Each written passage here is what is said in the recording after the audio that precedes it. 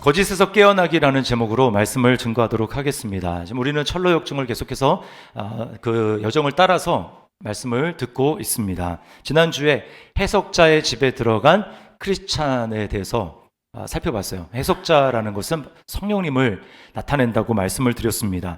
회심, 우리가 예수 그리스도를 주인으로, 내가 주인된 삶에서 돌이켜 예수 그리스도를 주인으로 내가 모시며 살겠다, 의지적으로 결단하며 내 삶을 하나님께 의탁하며 나아가는 그 회심, 의식적인 결단을 통해서 회심을 하게 되면 그 사람의 마음에는 하나님의 통치, 하나님의 나라가 임합니다. 그 증거로 하나님은 우리에게 성령님, 보혜사 성령님을 보내신다고 말씀을 했어요. 우리 안에 들어오신 성령님은 우리로 하나님 나라를 이끌어 가시고 우리로 예수님을 닮아가도록 한다고 말씀을 드렸습니다. 그리고 내 힘으로는 할 수 없지만 우리 안에 계시는 성령님께서 그 일을 이루실 수 있다라고 말씀을 했어요. 근데 이제 문제는 우리 안에 갈등이 있다고 했습니다. 이전에도 우리가 잘못을 하면 양심의 갈등이 있지만 그 정도 차원이 아니라 하나님 말씀의 기준의 차원으로 우리에게는 성령이 하고자 하는 일과 내 안에 예수님을 믿기 이전에 살던 그 방식대로 하고자 하는 내 육신의 욕구가 서로 부딪힌다고 말씀을 드렸어요. 근데 우리가 하나님의 나라의 부르심을 받아서 그 길을 걸어가려면 우리를 인도하시는 성령님의 욕구, 성령님이 하고자 하시는 일에 우리는 의지적으로 전폭적으로는 지지를 보내서 그 길을 걸어가야 된다. 그럴 때 하나님의 나라를 실제로 누리게 된다라고 말씀을 드렸습니다. 자, 오늘도 성령님에 대해서 좀 살펴볼 텐데요. 특별히 성령님이 진리의 영이시다라고 하는 부분에 우리가 초점을 맞추어서 살펴보려고 합니다. 성령님은 진리의 영이십니다. 그래서 우리를 진리의 말씀으로 또 진리 자체이신 말씀의 핵심이 되시는 예수 그리스도에게로 우리를 이끄세요. 자, 요한복음 16장 13절 말씀을 우리 같이 한번 읽어보도록 하겠습니다. 시작. 그러나 진리의 성령이 오시면 그가 너희를 모든 진리 가운데로 인도하시리니. 자, 여기 성령님이 우리를 모든 진리 가운데로 인도하신다라는 말은 바꾸어서 얘기하면 우리는 대부분 진리 가운데 있지 않다. 우리는 대부분 거짓에 속고 있다, 거짓에 휩싸여 있다라고 하는 말도 됩니다. 성령님은 우리 안에서 우리 삶에 교묘하게 자리 잡고 있는 거짓을 폭로하셔서 진리로 이끄십니다. 그래서 우리가 진리의 영이신 성령님에 대해서 좀 잘 알려면 거짓이 어떤 것인지 반대편을 부각시키게 될 때 우리 진리이신 성령님에 대해서 알 수 있습니다. 자, 여러분은 거짓이라고 하면 뭐가 제일 먼저 떠오르십니까? 저는 거짓하면 신천지가 제일 먼저 떠올라요. 신천지가 너무나 거짓에 능숙하기 때문입니다. 요즘에는 신천지가 전도 방식이 좀 바뀌었대요. 포교 방식이 바뀌어서 아예 드러내놓고 신천지에서 왔습니다, 신천지 교회에서 나왔습니다 라고 하면서 노방전도를 한다고 합니다. 그러나 얼마 전까지만 해도 신천지는 그런 방식으로 사람에게 접근하지 않았어요. 뭐 심리 상담을 해주겠다, 아니면 학교에서 과제를 하는데 설문을 해야 되는데 설문을 좀 도와달라, 뭐 이렇게 해가지고 접근해서 그 사람의 정보를 이제 알게 됩니다. 그 사람의 정보를 알고 뒷조사를 해가지고 밝힌 다음에는 그 다음에 그 정보를 이제 다음에 만날 사람에게 넘겨주는 거예요. 그 사람은 뭐 선생님 또는 선교사 뭐 이런 명칭을 가지고 만나게 되는데 정보를 다 넘겨줬기 때문에 그 사람 입장에서는 처음 만나는 사람이지만 그 선교사라고 불리는 이 사람은 그 사람에 대해서 이미 알고 있는 것입니다. 그래서 만나서 이런 식으로 얘기를 하는 거예요. 내가 오늘 만남을 위해서, 당신을 위해서 기도를 했는데 하나님이 이런 것을 알게 해주셨다라고 하면서 마치 자기 하나님이 알려주신 것처럼 들은 정보를 각색을 해가지고 그 사람한테 얘기를 하는 겁니다. 당신이 이런 어려움 가운데 있다고, 이런 고민이 있다고 하더라.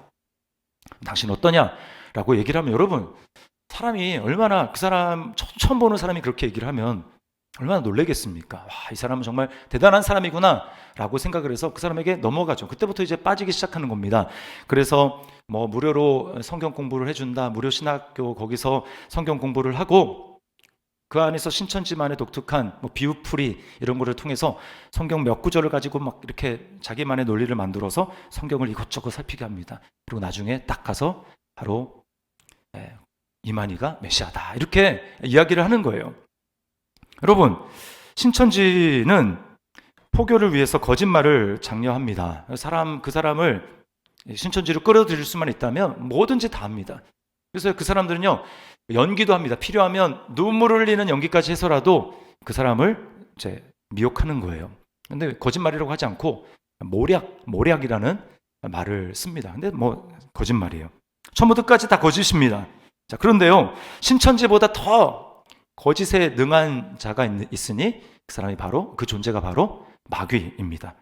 11절에는 오늘 마귀의 간계라고 이야기를 했는데, 간계라는 말은 쉽게 얘기하면 거짓이라고 보시면 돼요. 그러니까 마귀의 거짓이 있다라는 것입니다. 예수님은 마귀를 거짓의 아비, 거짓의 창시자라고 말씀하셨어요. 대부분의 사람들은 마귀에 대해서 어떻게 생각하냐 하면 딱 두 가지입니다. 양극단으로 갈리는데, 마귀라는 존재가 어딨냐, 귀신이 어딨냐, 요즘같이 과학이 발달한 시대에 그런 게 어딨냐 라고 없는 존재로 생각을 합니다. 여러분, 없다고 해서 없는 게 아니죠. 분명히 마귀는 존재합니다. 그런가 하면 또 어떠한 극단은 너무 그쪽 마귀에 치우쳐서 모든 일을 다 마귀로 해석을 하려고 합니다. 잘못된 모든 것들은 다 마귀로 해석을 하려고 하는 거예요. 둘 다 문제입니다. 우리는 분명하게 존재하는 마귀에 대해서 분명한 하나님의 말씀을 통해서 알지 않으면 우리는 영적 전쟁에서, 영적인 싸움에서 승리할 수가 없어요. 자, 그런 의미에서요, 우리 신앙생활은 마귀의 거짓을 밝혀내는 영적 싸움이라고 할 수 있습니다. 내가 싫으나 좋으나 마귀라는 존재는 좀 없었으면 좋겠다, 이런 나의 의도와는 전혀 상관없이 마귀라는 존재는 실제로 존재하고요, 우리가 하나님 나라의 길을 걸어가는 것을 방해합니다. 거짓으로 방해해요. 이건 영적 엄연한 현실입니다. 자, 12절을 세 번역으로 한번 같이 읽어보도록 하겠습니다. 시작. 우리의 싸움은 인간을 적대자로 상대하는 것이 아니라 통치자들과 권세자들과 이 어두운 세계의 지배자들과 하늘에 있는 악한 영들을 상대로 하는 것입니다. 자, 그런가 하면 베드로전서 5장 8절에는 이렇게 말씀합니다. 정신을 차리고 깨어 있으십시오. 여러분의 원수 악마. 이거를 이제 악마로 번역을 했는데 개역개정에는 마귀라가 되어 있습니다. 우는 사자같이 삼킬 자를 찾아 두루 다닙니다. 마귀가 엄연하게 존재한다고 이야기를 합니다. 자, 근데 문제가 뭡니까? 우리는 마귀를 볼 수 없다라는 거예요. 영적인 존재이기 때문에 우리 눈에 보이지가 않습니다. 뿐만 아니라 매우 교활해서 마귀는 자신을 잘 드러내지 않습니다. 그래서 어릴 때 뭐 읽었던 만화책이나 뭐 동화나 또 뭐 애니메이션 같은 거 보면 마귀를 보통 어떻게 묘사를 합니까? 뿔 달린 존재, 뭐 이렇게 삼지창 가진 뭐 이런 존재로 마귀를 묘사하는데, 그거는 마귀를 너무 모르는 것입니다. 마귀는 절대로 자신을 그런 모습으로 드러내지 않습니다. 매우 매력적이고 또 친근한 이미지로 자신을 드러내요. 사람들은 마귀를 마귀로 인식하지 못합니다. 그래서 속는 거예요. 고린도후서 11장 14절 세 번역으로 우리 같이 한번 읽겠습니다. 시작. 그러나 놀랄 것은 없습니다. 사탄도 빛의 천사로 가장합니다. 사탄이 빛의 천사로 가장해서 속임수로, 거짓으로 사람들을 속인다고 이야기를 합니다. 거기는 성도도 예외가 아니에요. 오늘 본문은 에베소 교회 성도들을 향해서 이야기를 하는 것입니다. 마귀의 간계. 자, 그렇다면 마귀의 가장 큰 거짓말이 뭘까요? 여러 가지 거짓말이 있지만 특별히 예수님을 믿고 따라가는 저와 여러분들에게, 성도들에게 마귀가 하는 가장 큰 거짓말, 가장 근본적인 거짓말은 바로 이것입니다. 내 인생은 내 것이다. 내 인생은 내 것이다. 여러분, 여기서 인간의 모든 불행이 다 시작이 됐습니다. 인간의 불행이 시작된 창세기 3장으로 우리가 한번 가보겠습니다. 하나님은 아담에게 딱 한 가지 금지 명령을 내리십니다. 동산에 있는 모든 나무의 열매는 너가 마음대로 먹어도 된다. 그러나 동산 중앙에 있는 나무의 열매, 선악을 알게 하는 나무의 열매는 먹지 말아라. 먹는 날에는 반드시 죽는다. 반드시 죽는다. 먹지 말라고 말씀을 합니다. 자, 그리고 이 성경을 이제 믿음 생활을 해보려고 성경을 딱 펴서 창세기부터 읽다 보면 막 여기서 걸립니다. 왜 하나님은 모든 걸 다 알고 있다고 하면서, 그러면 인간이 선악과를 먹어서 타락할 것도 하나님이 미리 알았잖아. 근데 왜 하나님은 굳이 선악과를 만들어가지고 그래서 우리를 이 지경에 처하게 했나? 하나님 왜 그렇게 하셨나? 라고 하면서 하나님의 그 선하심에 의문을 제기를 합니다. 여러분, 근데요, 그것은 선악을 알게 하는 나무의 그 열매를 따먹는 그것이 어떤 의미인지를 잘 모르기 때문입니다. 하나님은요, 아담과 하와를 동물과는 다른 존재로 만드셨습니다. 그래서 자신의 생기를, 자신의 호흡을 그 코에 불어넣으셨죠. 그래서 인간만이 하나님의 일부분을 받아 누린 존재가 됐습니다. 그래서 하나님과 교제할 수 있고 친밀한 사랑을 나눌 수 있는 인격적인 존재로 하나님은 인간을 창조하셨어요.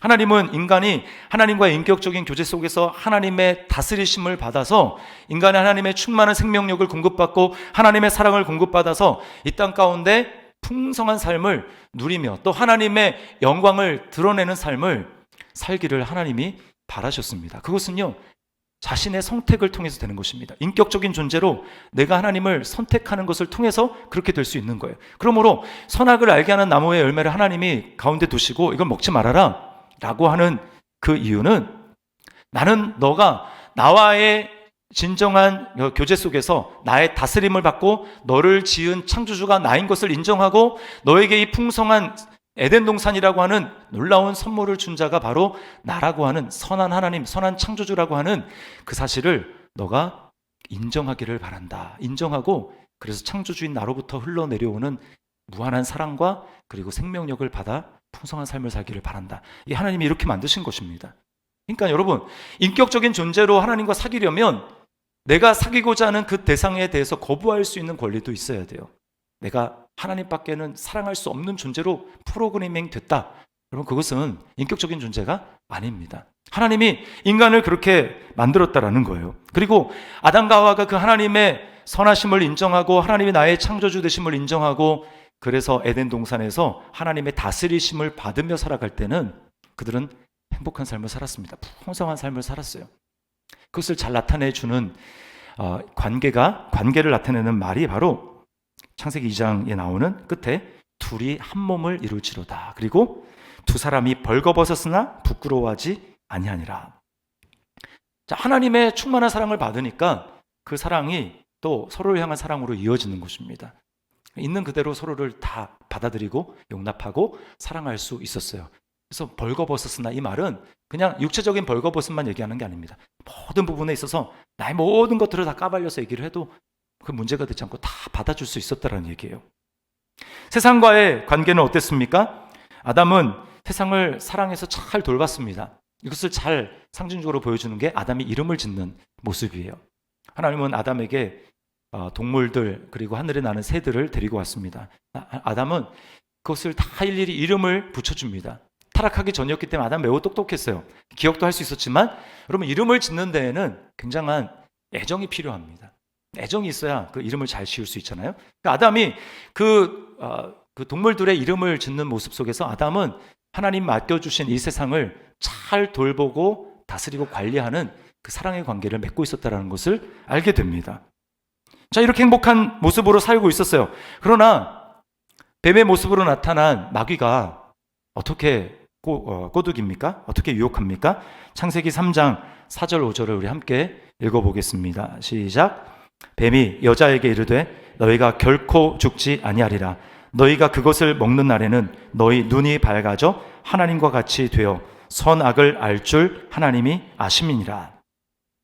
자, 여기 마귀의 유혹 핵심은 너가 하나님 되라는 겁니다. 왜 하나님 밑에 그러고 있냐? 네가 하나님 되면 되지 라고 얘기하면서 그 핵심을 뭐라고 얘기해요? 선악을 알 줄.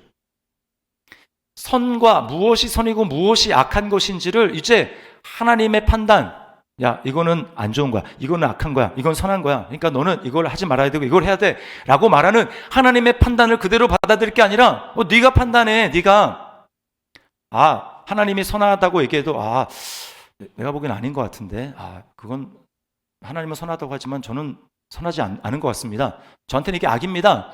너가 그걸 판단해야 되는 거야 라고 이야기를 하는 겁니다. 여러분, 이게 바로 인간이 스스로 하나님이 되었다라는 거예요. 여기 주목해야 될 단어가 있는데요. 그게 뭐냐면 너희 눈이 밝아져 라는 것입니다. 너희 눈이 밝아져. 여러분, 여기서 눈이 밝아졌다라는 게 뭘까요? 그전에는 아담과 하와가 볼 수 없었습니까? 아니죠. 여기 눈이 밝아졌다라는 것, 그 눈은 바로 육신의 눈을 말하는 거예요. 육신의 눈. 이제는 하나님이 보라는 대로 보지 않습니다. 내 눈이 보이는 대로, 내 앞에 있는 환경이 보이는 대로 내가 그것을 보고 내 생각대로 또 거기에 대한 나의 느낌이 가는 대로 내가 생각하고 또 내가 느끼고 그리고 판단하고 행동한다라는 거예요. 이 눈이 열렸다는, 이 눈이 밝아졌다라는 것입니다. 이 눈이 밝아짐과 동시에 이 다른 한쪽 눈은 감겼는데 영적인 눈입니다.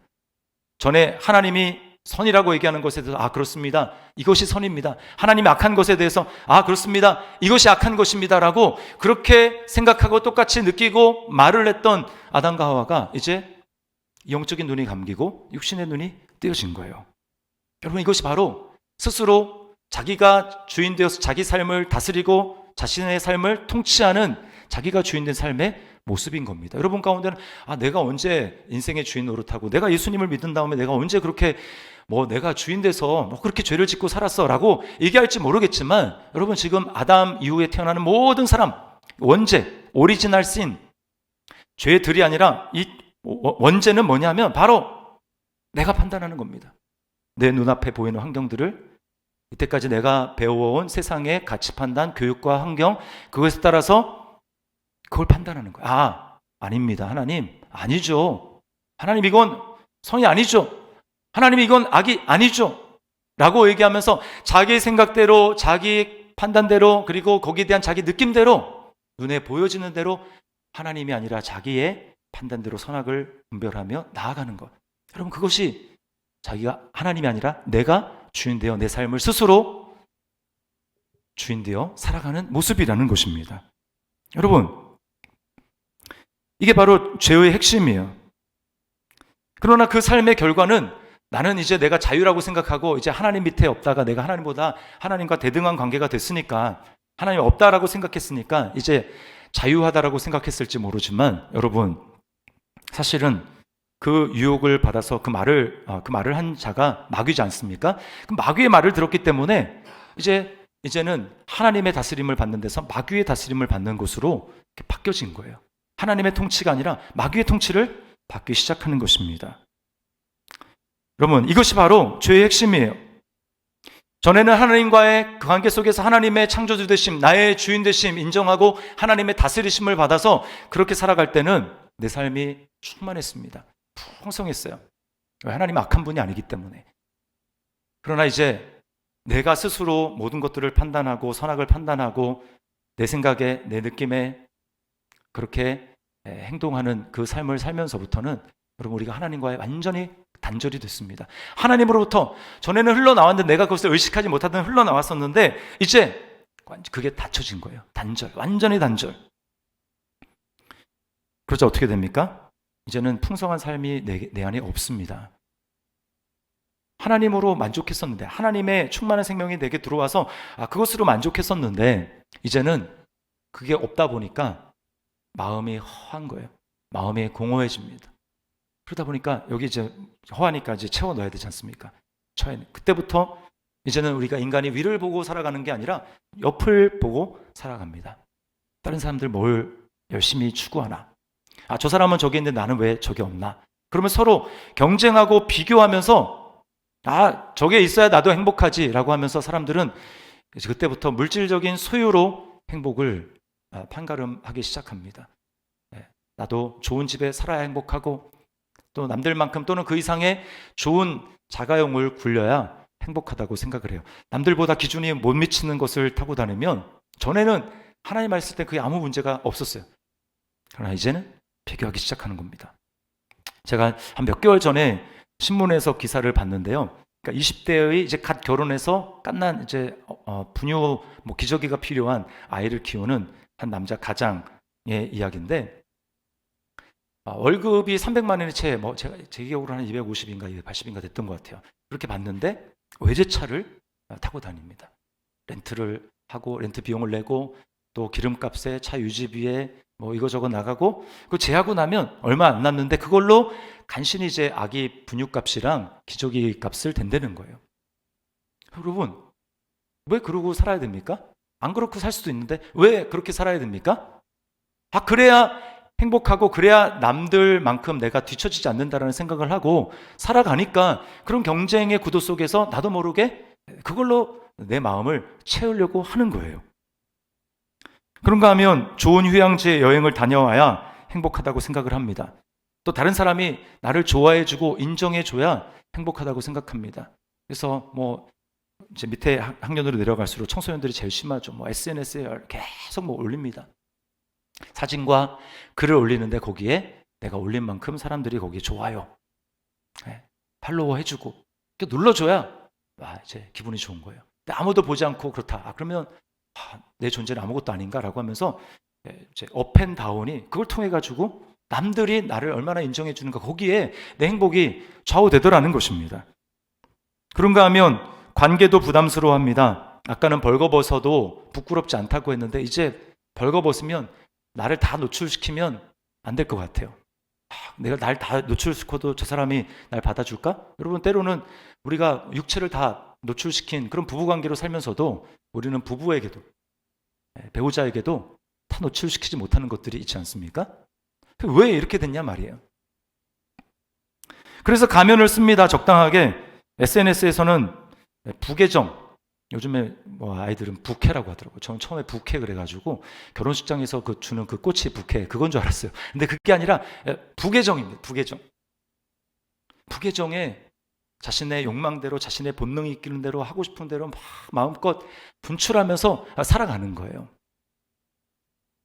여러분, 자기를 점점 사랑하고 자기 주장을 점점 주장하면서 그것을 관철시키면 행복할 줄 알았는데 어떻습니까?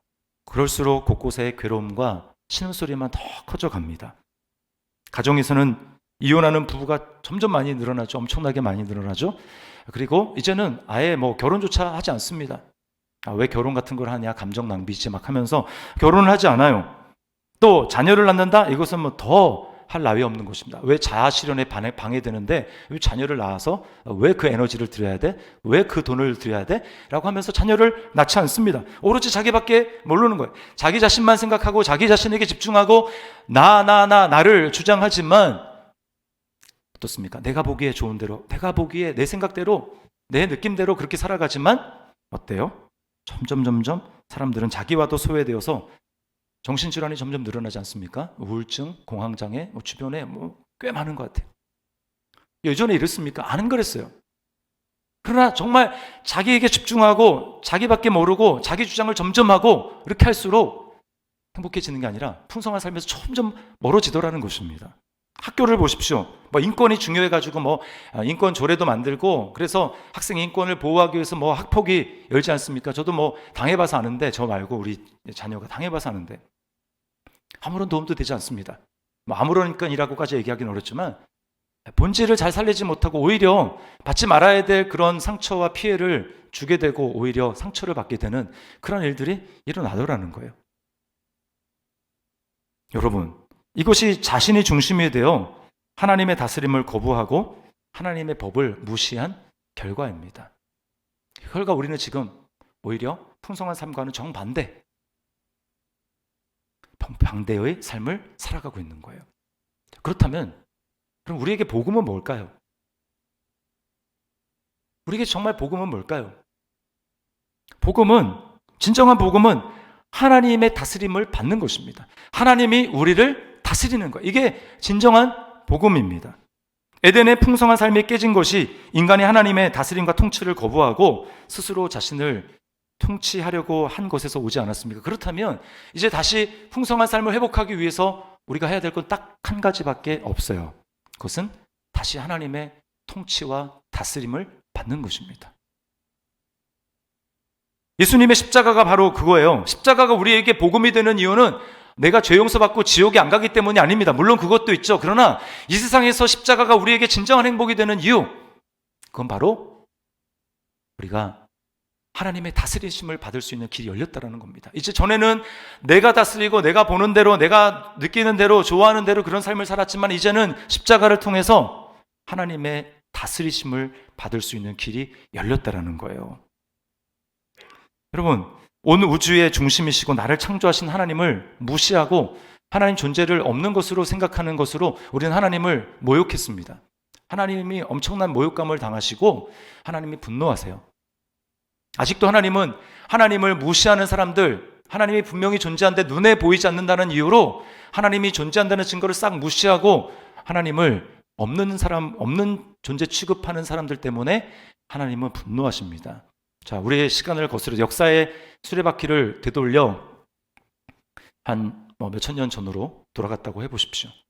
자, 그 시대는 황제가 다스리는, 절대 왕권을 가진 왕이 다스리는 시대라고 해봅시다. 자, 왕이 행차를 합니다. 황제가 행차를 합니다. 모든 사람들이 가마를 들고 거기 타고 일행이 나가는데, 자, 그 황제가 행차할 때 어떻습니까? 그 나라의 그 황제의 통치를 받는 사람이라면 다 엎드려야 됩니다. 엎드려야 돼요. 감히 황제를 보지도 못합니다. 엎드려서 황제에게 예를 갖춰야 돼요. 황제의 그 위엄 앞에 내가 그 위엄을 인정한다는 뜻으로 다 엎드려야 됩니다. 근데 만약에 황제가 지금 이제 다니고 행차하는데 어떤 그 나라에 사는 사람이 황제를 무시합니다. 황제가 지금 나가고 있는 길에 황제라는 존재 자체도 무시하고 없는 것처럼 자기가 그냥 하고 싶은 거 하는 거예요. 그러면 어떻겠습니까? 그것은 황제의 위엄에, 황제의 권위에 도전하는 행위죠. 현장에서 죽을지도 몰라요. 여러분, 황제와 비교할 수 없는 우주 만물을 창조하신, 또 우리를 창조하신 하나님이 왕이시고 하나님이 다스리시는데, 우리는 정말 하나님의 다스리심을 인정하고 살았습니까? 하나님을 정말 인정했습니까? 하나님이 계신 것처럼 그렇게 생각하며 그렇게 반응하며 살았습니까? 그러지 않았어요. 우리 하나님을 무시했습니다. 눈에 보이지 않는다는 이유로 엄연히 살아계시고 다스리시고 통치하시는 하나님을 우리는 부인했어요. 여러분, 이게 엄청난 죄입니다. 반역죄예요.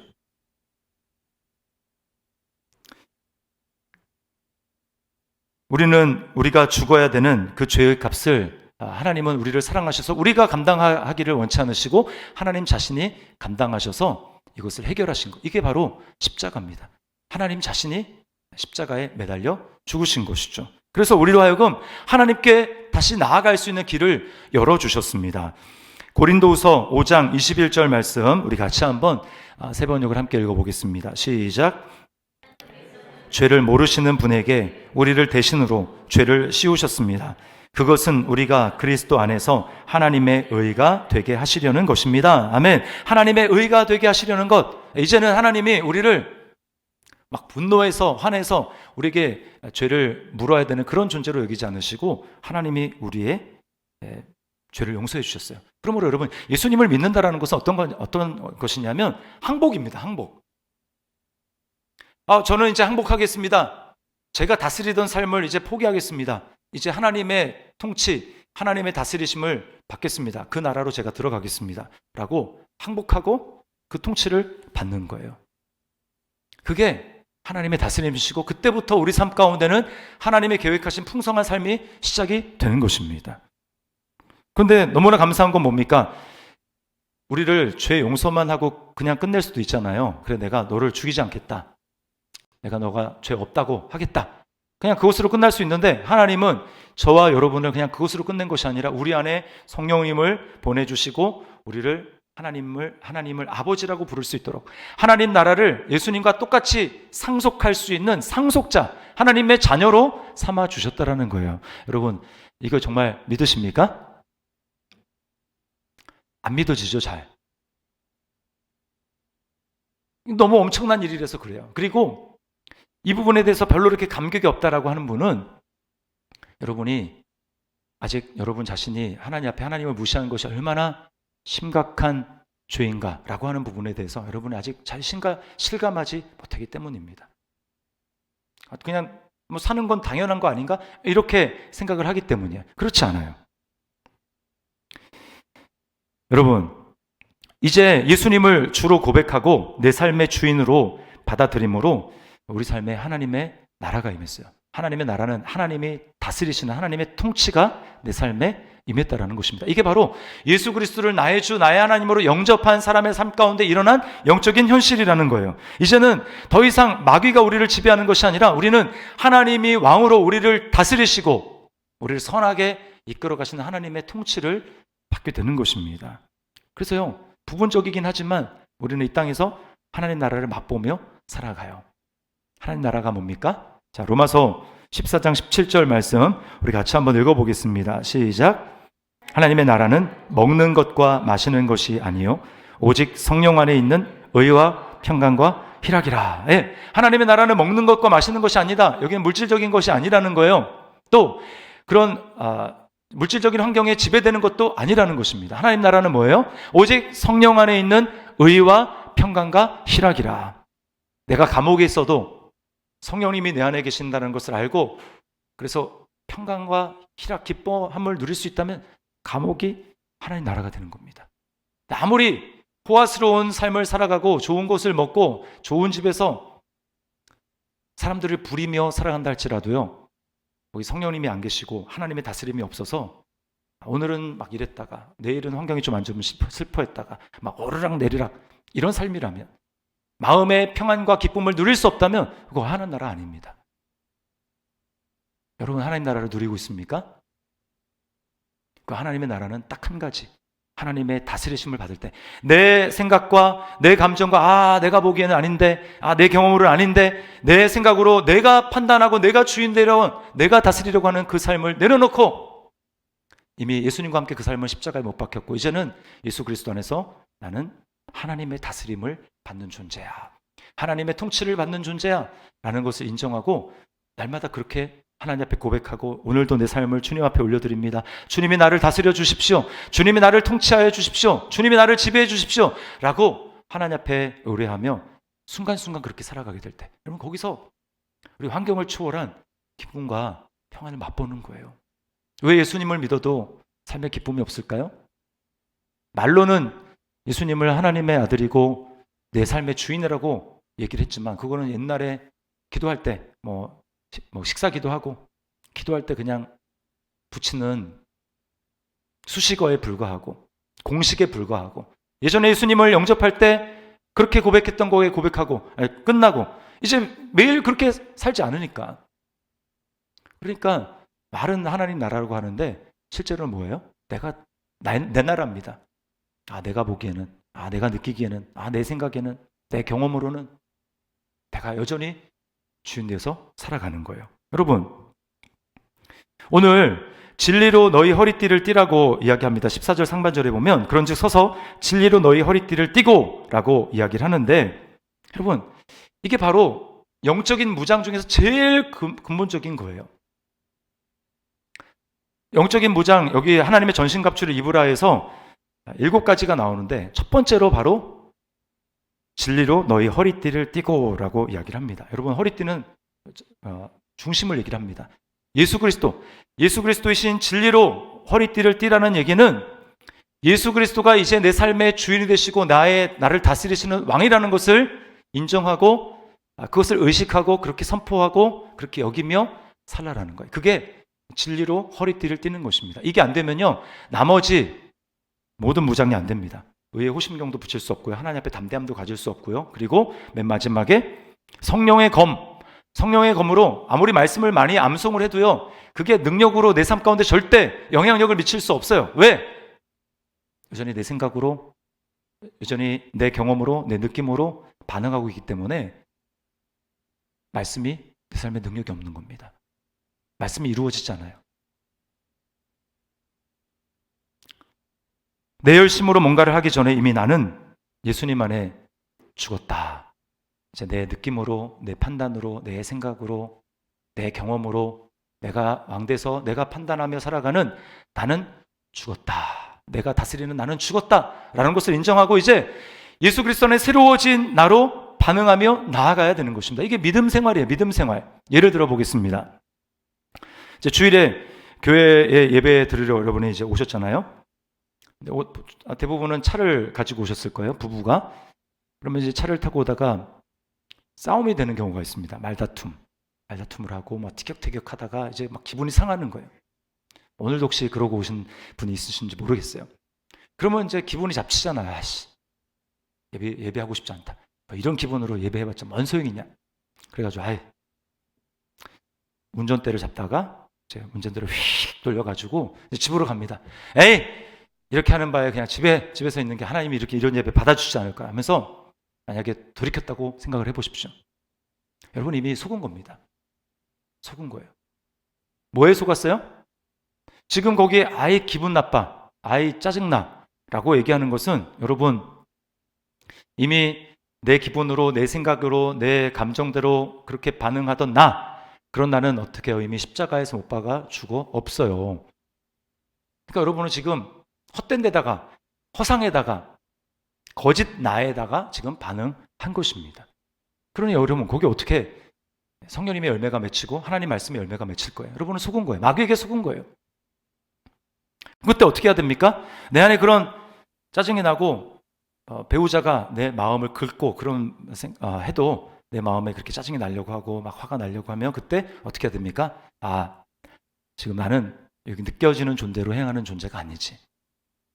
그런 나는 내가 보고 내가 판단하는 대로, 내가 생각하는 내 경험대로, 내 느낌대로 행하는 그런 나는 그런 내가 다스리는 나는 죽었어. 예수님과 함께 십자가에 죽었어. 이제 내 안에는 예수님이 다스려. 예수님과 함께 나는 사는 거야 라는 것으로 여러분 그렇게 머릿속으로 인정하고 그 다음에 입으로 선포하고 속에 그런 감정이 있어도 무시하고요. 그리고 싸운 거 있으면 이제 빨리 화해하고 회개하고 그냥 예배하러 오시는 겁니다. 나는 예배자로 하나님이 불러주셨잖아. 그러니까 나는 새로운 신분에 반응을 해야지. 여러분, 이것이 마귀가 우리를 속게 하는 그 거짓에 속지 않고 진리로 승리하는 것입니다. 또 하나 예를 들어 볼게요. 오늘 다락방 편성을 했습니다. 다락방 편성표를 딱 보는 순간 기분이 막 상하기 시작해요. 이딴 식으로 다락방을 편성을 해놨어. 목사님은 나랑 저 사람이랑 관계 안 좋은 거 모르시나? 왜 이딴 식으로 편성을 했어? 이번 학기는 다락방 패스, 안 나가야지. 이렇게 했다고 한번 반응해 보십시오. 자, 여러분 거기에 지금 뭐에 반응을 하고 있는 겁니까? 내 안에, 내 생각에는 저 인간이라 잘 안 될 거야. 내 생각에는, 내 기분은 저 인간 생각만 해도 기분이 나빠 라고 생각하는 여러분의 감정에 지금 반응하고 있는 거예요. 그건 뭡니까? 여전히 내 생각에는, 내 감정에는, 내 경험에는 라고 하는, 여전히 내가 스스로 판단하는 주체가 되어서 내가 주인된, 내가 스스로 다스리는 거기에 반응하고 있는데 그 나는 이미 어때요? 내가 예수님을 믿는 순간 십자가에서 죽었습니다. 그러면 그렇게 반응하는 거는 마귀의 거짓에 속는 거예요. 거기에 진리에 반응하는 것은 무엇입니까? 그거 딱 기분이 딱 나쁘지만 그러나 나는 죽었지. 이제 나는 예수님과 함께 새로워졌어. 예수님의 시각으로 볼 수 있어야지. 하나님이 나 이렇게 배정한 것은 나를 다루시려고 이번 학기에 나를 지금 특별히 하나님이 예수님을 닮아가는 데 있어서 저 사람이 필요하니까 하나님이 나를 이 다락방에 편성한 걸 거야. 힘들지만 하나님이 행하실 일을 기대하면서 그래, 내가 인내하며 믿음으로 반응해야지. 그렇게 하는 것이 여러분, 우리가 새로운 자아로 마귀에게 속지 않고 우리가 하나님 말씀에 반응하는 것입니다. 이렇게 하지 않으면요, 우리 신앙생활 아무리 5년, 10년 제자훈련 아니면 신학교까지 간다 할지라도 목사, 선교사까지 돼도 소용없어요. 내 말씀이 내 안에 실제가 되지 않습니다. 왜요? 여전히 내가 주인이 되어 있기 때문에, 허상에 반응하고 있기 때문에 하나님의 말씀이 이루어지지 않는 것입니다. 사단은 계속해서 이미 십자가에 못 박힌 나의 옛 자아가 진짜 나인 것처럼 속입니다. 그러면 내가 거기에 반응해서 넘어지게 될 때 사단은 우리 안에서 박수를 치면서 우리를 참수합니다. 비난합니다. 야, 거 봐라. 넌 안 돼. 해봤자 넌 안 돼. 너는 소망이 없어. 하나님 더 이상 너를 사랑하지 않아. 하나님 너를 버렸어. 너는 소망이 없어. 너는 끝났어. 이렇게 우리를 참수합니다. 너 또 넘어졌잖아. 안 되지? 거 봐. 안 되는 거야. 자, 그럴 때 거기에 사사건건 사단이 하는 말은 다 맞는 말만 합니다. 그러네. 나는 정말 안 되네. 또 넘어졌네. 이렇게 신앙생활 해봤자 뭐하냐. 안 되는 거. 예배 맨날 드려봤자 뭐하냐. 안 되는 거. 여러분, 이렇게 되면 지금 마귀에게 속는 것입니다. 그때 어떻게 해야 됩니까? 진리로 허리띠를 띠고 예수 그리스도를 딱 중심에 두고 주님의 다스리심을 받는 나, 하나님의 통치 안에 들어간 나를 믿음으로 선포하는 것입니다. 그럼 이렇게 얘기하는 거예요. 야, 마귀야, 네가 어떻게 이렇게 잘하냐? 네가 하는 말이 다 맞다. 난 그런 존재야. 그런데 너 하나 관과한 게 있는데, 너가 지금 그렇게 얘기하는 그런 나는 이미 10년 전의 나다. 나는 이미 십자가에 못 박아 죽었다. 그런 나는 이미 십자가에 못 박아 죽었어. 그러니까 실체가 없네? 아쉽지만 너 허탕친 거다. 그러면서 우리 그리스도 안에 있는 나를 믿음으로 주장해야 하는 것입니다. 그럴 때 우리가 좀 침울해지려고 하다가 갑자기 이제 우리 안에 기쁨이 넘치는 거예요. 여러분, 기억하십시오. 거짓에서 깨어나십시오. 거짓에서 깨어나시고 내가 그리스도 안에 새로워진 나로 그렇게 믿음으로 주장하며 내 느낌, 감정, 경험, 내 생각에는 그렇게 판단하는, 내가 다스리는, 내가 주인된 삶으로 살지 말고 이제 하나님의 말씀이 통치하시고 하나님이 말씀이 말씀하시면 맞습니다. 주님 말씀이 맞습니다. 내 생각은 이렇지만 하나님의 말씀이 이렇다고 말씀하니 그것이 선인 줄 믿습니다 라고 말하면서 그 하나님의 말씀에 새로워진 나의 신분의 진리에 우리의 전인격으로 들여서 반응하며 나아갈 때, 그럼 그때 사단의 간계가 깨뜨려지고 우리 안에는 승리의 삶이 시작될 줄 믿습니다. 우리 주님 앞에 갈 때까지 이거 훈련해야 되는 거예요. 내가 또 속았네. 계속해서 진리로, 믿음으로 살아내는 훈련, 이렇게 함으로 지금보다 더 풍성한 하나님 나라의 다스림과 하나님의 통치, 평안과 기쁨을 누리는 저와 여러분이 될 수 있기를 주님의 이름으로 축원합니다. 우리 말씀을 기억하면서 내 영혼은 안전합니다. 우리 그리스도 안에 있는 나를 기억했으면 좋겠어요. 여러분, 환경에는 지금 여러 가지 힘들고 안전하기는 개뿔, 뭐가 안전해, 나 지금 죽을 것 같은데, 이런 생각과 감정, 이런 것이 여러분 있을 수 있어요. 그러나 그것은 마귀가 여러분을 속이는 것입니다. 여러분이 정말 예수님을 주인으로 영접하고 믿으셨다면 여러분 주 안에 있어요. 주 안에, 하나님 품 안에 있습니다. 그러니까 누리셔야죠. 믿음으로. 나는 안전하다. 거기에 반응할 거야. 자, 우리 찬양 우리 하나님 앞에 드리도록 하겠습니다.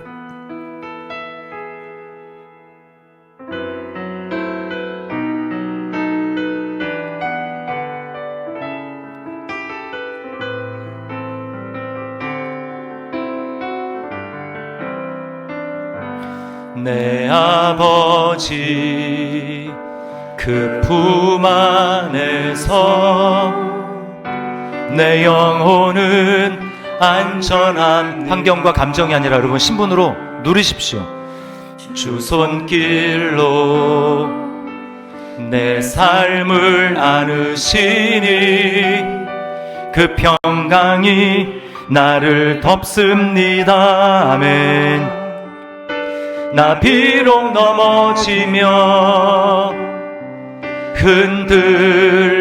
흔들리지만 주 내 안에 거하며 나를 붙드시니 내 생각을 주께로 돌리고 주시는 평강의 옷을 입습니다. 아멘. 주 약속 안에, 주 약속 안에서 내 영혼 평안에 내 뜻보다 크신 주님의 계획 나 신뢰해 두려움 다 내려놓고 주님만 의지해 주 안에서 내 영혼 안전합니다. 나 비록 넘어지며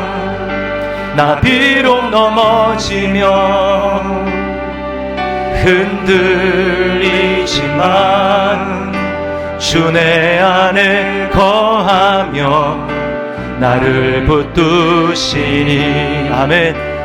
내 생각, 내 감정도 주께로 돌리고 주시는 평강의 옷을 입습니다. 주 약속 안에서 내 영혼 평안에 내 뜻보다 크신 주님의 계획 나 신뢰해 두려움 다 내려놓고 주님만 의지해 주 안에서 내 영혼 안전합니다. 주 약속 안에서 내 영혼 평안에 내 뜻보다 크신 주님의 계획 나 신뢰해 두려움 다 내려놓고 주님만 주 안에서 내 영혼 안전. 주 안에서 내 영혼 안전합니다. 믿음으로. 주 안에서 내 영혼 안전. 다시 한번 우리 믿음으로 선포합시다. 주 안에서 내 영혼 안전합니다. 우리 말씀을 생각하면서 우리 기도합시다. 여러분 지금 속고 있지 않습니까? 실체도 없는 허상에 그게 진짜 나인 것처럼 환경이 이렇게 바뀌면 마치 큰일이 나서 내 인생 끝나는 거 아닌가? 두려움에 사로잡히고 염려에 사로잡히고.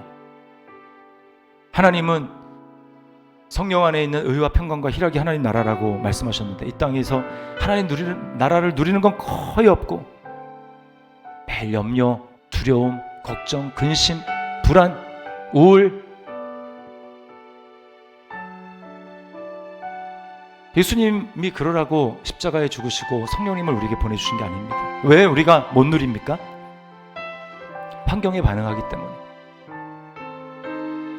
하나님 말씀이 아니라, 그리스도 안에서 새로워진 내가 아니라 여전히 환경이 이러면 망할 것 같은 그런 내 생각, 내 감정, 내 경험, 여전히 내가 다스리고 있기 때문입니다. 여러분 이 시간 주님, 나의 통치를 이 시간 주님께 올려드리고 진리로 허리띠를 띠고 날마다 예수 그리스도의 통치를 받는 내가 될 수 있도록, 그것만이 내 삶 가운데 진정한 하나님 나라를 누리는 삶임을 기억하며 이제는 없는 나로 반응하지 않게 도와주시고, 이제 정말 진정한 진리 안의 나로, 진리의 성령님께서 이끄시는 나로 반응하며 살아갈 수 있도록 인도하여 주옵소서. 우리 시간에 같이 한번 짧지만 우리 함께 기도하도록 하겠습니다.